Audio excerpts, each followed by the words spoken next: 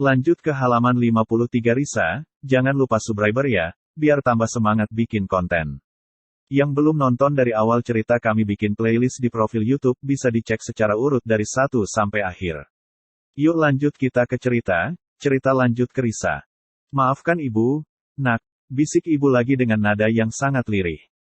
Langsung kuusap air mata ini, membalas peluknya, dan meresapi hangat tubuh beliau yang telah lama tak kuhidu. Iya, Bu. Aku sudah memaafkan ibu. Dadaku langsung plong. Lega luar biasa. Serasa hidupku saat ini lebih membaik dari sebelum-sebelumnya. Ibu langsung melepaskan peluk. Mencium pipiku bertubi-tubi, lalu mengusap sisa air mata ini. Dia menatapku lekat-lekat dengan perasaan penuh kasih. Entahlah apakah yang kurasakan ini benar-benar apa yang tengah ibu rasa sesungguhnya. Yang jelas, binar mata beliau bisa kutangkap betapa dia tengah mengungkapkan rasa rindunya yang tertahan selama ini. Kita perbaiki hubungan ini ya, Riz. Maafkan ibu sudah meninggalkan kalian. Maaf bila ibu egois dan hanya memikirkan diri sendiri. Ada luka masa lalu yang sebenarnya membuat ibu seperti ini. Namun, sudahlah.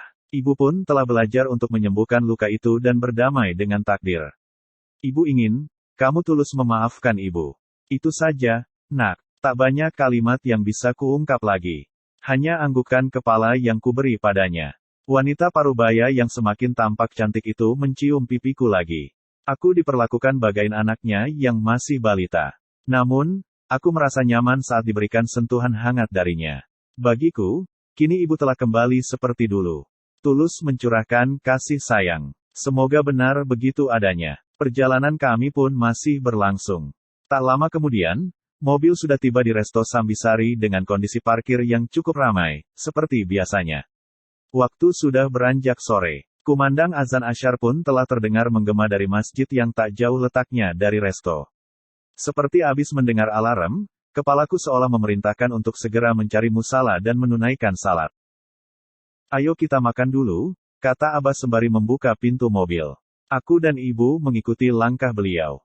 Sementara Dokter Fadi belakangan keluar. Lelaki itu masih saja membisu.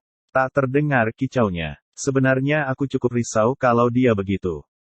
Mas Fadi, kita salat dulu, yuk. Aku langsung menghampiri lelaki yang baru berjalan ke arah kami tersebut. Kugamit lengannya sembari menatap penuh tanya tepat pada wajahnya yang masih dingin. Ayo, jawabnya sembari berjalan terus mendahului Abah dan Ibu. Bah, Bu, kami cari musala, ya, kataku sambil menoleh ke arah belakang. Oke, ayo, Abah juga mau salat. Irma, kamu ikut juga. Kulihat sudah lama kamu tidak ibadah. Aku merasa senang mendengar ucapan Abah. Alhamdulillah, artinya kami berempat tak bolong melaksanakan ibadah salat asyar hari ini. Kan, rencananya aku ingin konsisten ibadah. Biar dekat pada Tuhan. Biar sedikit-sedikit hidupku bisa lebih baik lagi. Kami pun sampai di musala yang berada di samping kiri bangunan resto, tepatnya beberapa ratus meter setelah parkiran. Terlihat sepi orang yang bertandang. Hanya ada 2 orang lelaki yang tengah mengambil air wudhu. Dokter Fadi segera melepaskan gamitan tanganku untuk melepaskan sepatunya dan bersiap mengambil wudhu. Hatiku tenang, terlebih saat melihat ibu yang antusias untuk ikut salat. Setahuku, ibu memang jarang sekali beribadah sejak dulu. Hanya saat Idul Fitri atau Idul Adha saja mukenanya dia pakai. Aku belajar salat pun dulu sama bapak. Beliau pula yang mengenalkanku dengan huruf hijaiyah dan mengaji ikra. Bapak, aku jadi rindu sekali dengan beliau. Usai mengambil wudhu, kami salat berjamaah di musala dengan diimami oleh lelaki tinggi muda yang lebih dahulu salat bersama rekannya. Mereka adalah pemuda yang mengambil wudhu tadi. Alhamdulillah, usai salat, hatiku semakin luas. Bahagia tak terkira. Kucium dengan tulus tangan dan pipi ibu yang duduk di sampingku dengan masih memakai mukena yang disediakan oleh pihak resto. Risa, kamu rajin sekali ya, salatnya. Dari dulu sampai sekarang. Ibu bangga. Ibu mengusap-usap kepalaku dengan lembut. Tatapannya begitu hangat. Membuat hatiku rasanya menjadi sungguh teduh. Ibu juga harus begitu. Abah kan sudah haji, masa ibu malas ibadah? Malulah. Tanpa ragu aku mengingatkan hal tersebut. Ibu langsung salah tingkah dan buru-buru melepaskan mukena putihnya.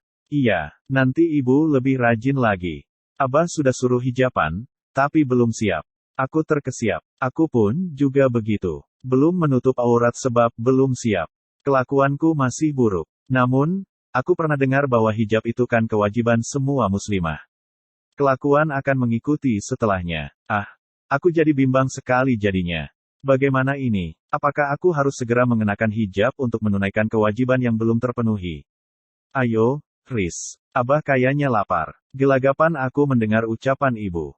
Segera kulepas mukena dan berdiri mengikutinya untuk mengembalikan pakaian ini ke dalam lemari rotan yang berada di dekat pintu masuk. Ternyata Abah dan Dokter Fadi tengah memasang sepatu di tepi serambi musala. Aku jadi tak enak hati sebab memperlama waktu. Memang calon istrimu ini top, Fadi.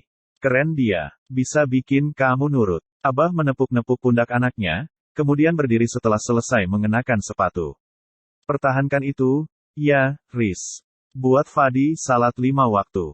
Abah beralih padaku dan mengacungkan jempolnya. Aku merasa salah tingkah. Kuselipkan rambut ke belakang telinga sembari tersenyum kecil, lalu menunduk tak berani menatapnya lagi. Anakku memang hebat, Bah. Dia ini taat dari dulu. Cuma aku saja yang tak becus. Ibu terdengar sangat murung dan merasa bersalah. Segera aku mendekat ke arahnya dan merangkul wanita paruh baya tersebut.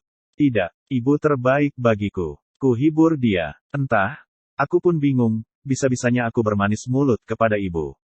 Kami berempat pun berjalan masuk ke resto. Aku merangkul ibu dan berjalan di belakang Abah yang juga merangkul anaknya. Kami bagai tengah melepas rindu. Perasaanku pun saat ini semakin buncah. Senang. Tak kuduga, apa yang kutakutkan ternyata sama sekali tak terjadi. Malah sebaliknya, keceriaan seperti tengah singgah menyapa kami sekeluarga.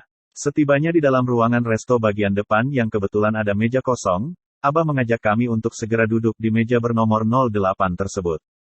Letaknya persis di tengah-tengah, sehingga mata kami bisa menyapu sekeliling ruangan yang didominasi dengan warna coklat dan lampu-lampu khas zaman dahulu yang tergantung di langit-langitnya yang tinggi tanpa dek.